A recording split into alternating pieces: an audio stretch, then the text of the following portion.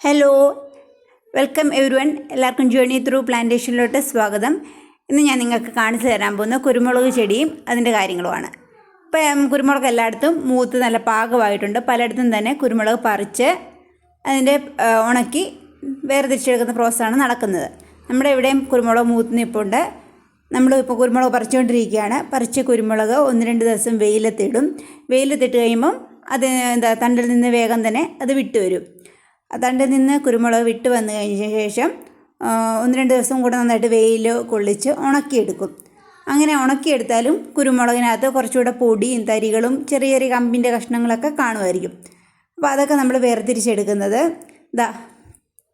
കണ്ടോ, ഇതിനകത്ത് കണ്ടോ, കമ്പ് തിരി വേറെ ആയിട്ടും കുരുമുളക് വേറെ ആയിട്ടുമാണ് കിടക്കുന്നത്. നമ്മൾ തിരിച്ചെടുത്തതാണ് ഇപ്പം.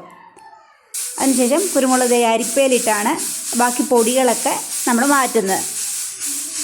ഇത് കുരുമുളക് അരിക്കാൻ വേണ്ടി മാത്രമുള്ള അരിപ്പയാണ്. പ്രത്യേകം പറഞ്ഞ് ചെയ്യിപ്പിച്ചെടുക്കുന്ന അങ്ങനത്തെ അരിപ്പ. അതിനകത്തിട്ട് കുരുമുളക് നല്ല വൃത്തിയുള്ള ആയിട്ട് അരിച്ചെടുക്കുക. അപ്പോൾ ഇപ്പോൾ കുരുമുളകിൻ്റെ തോലൊക്കെ പൊടിഞ്ഞു പോകും. ഇച്ചിരി പഴകിയ കുരുമുളകൊക്കെ ഉണ്ടെങ്കിലും അതിൻ്റെ അതൊക്കെ പൊടിയായിട്ടൊക്കെ ഉള്ളതാണെങ്കിൽ അതങ്ങ് പോകും. നമുക്ക് നല്ല രീതിയിലുള്ള കുരുമുളക് മാത്രമേ നമുക്ക് പിന്നെ സൂക്ഷിച്ച് വെച്ചാൽ മതി. പൊടിയൊക്കെ ഉണ്ടെങ്കിൽ അതങ്ങ് പൊക്കോളും ഇങ്ങനെ ചെയ്യുമ്പം. എന്നിട്ട് നമ്മൾ അരിച്ചെടുത്ത കുരുമുളക് വൃത്തിയായിട്ട് ചാക്കിനകത്താക്കി എയർ അടക്കാത്ത രീതി കെട്ടി വെക്കും.